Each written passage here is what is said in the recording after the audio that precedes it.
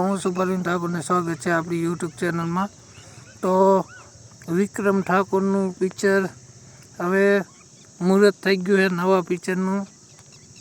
તો પિક્ચરનું નામ છે વિક્રમ રાજા।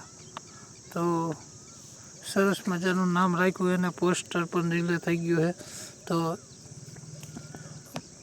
હવે પિક્ચર બને પછી ખબર પડશે આમાં બીજા કોણ કલાકાર છે એ હજી પછી ખબર પડે। ટ્રેલર બેલર આવે, શૂટિંગ ચાલુ થાય પછી ખબર પડે। મુહૂર્ત તો પોસ્ટર તો બનાવી નાખ્યું છે અને મુહૂર્ત પણ થઈ ગયું છે।